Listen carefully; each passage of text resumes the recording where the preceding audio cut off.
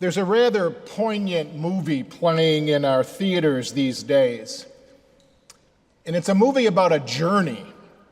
It's a journey of healing. Two men from totally different backgrounds and ideologies take a journey that forces them to be together for an 8-week period. And during those 8 weeks, they each have to face their deeply embedded opinions and beliefs.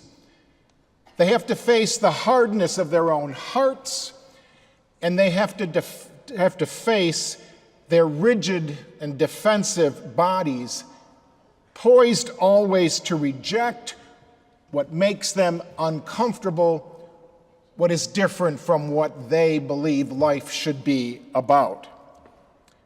One might say that they are both men with wounded souls who meet through their woundedness and as a result experience deep healing.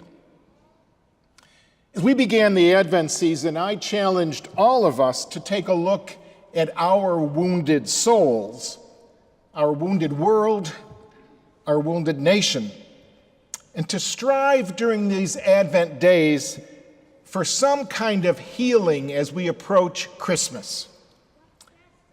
Well, as quickly as Advent began, it's coming to an end.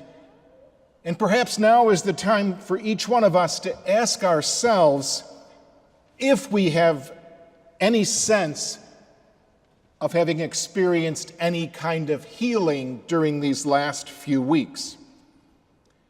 The Franciscan writer Richard Rohr suggests to us that to be healed, we must open 3 spaces in our lives.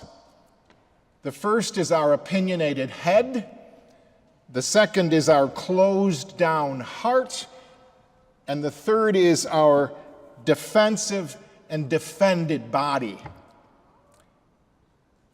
It's really these 3 spaces that the 2 men in the movie Green Book, they broke into these 3 spaces and experienced their healing. They had to challenge their deeply held opinions, their closed hearts, and their strong defensiveness. With these few hours left before our celebration of Christmas, if each one of us wants to experience the true peace of Christmas, if we want to experience the light that will consume any darkness that's in our woundedness, the woundedness of our world and the woundedness of our nation, the challenge for all of us is to look at our opinionated heads, our closed down hearts, and our defensive bodies, and to surrender to the healing that each one of us needs so desperately and our world needs so desperately.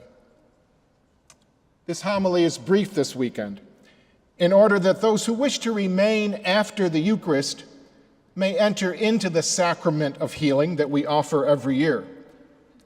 So after the final blessing, we will sing 2 verses of our closing song, and those who wish to leave may, and those who wish to stay at the end of those 2 verses, Father Jones, Father Schoffer, and myself will administer the sacrament of anointing or healing to those who wish to receive it.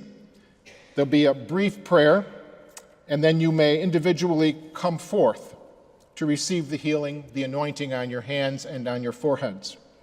So during this Eucharist today, let each one of us pray for the grace to surrender to healing, to open up our opinionated heads, our closed hearts, and our defensive bodies, so that each one of us can experience the healing we need, the healing our families need, the healing our world needs, and the healing that our nation needs.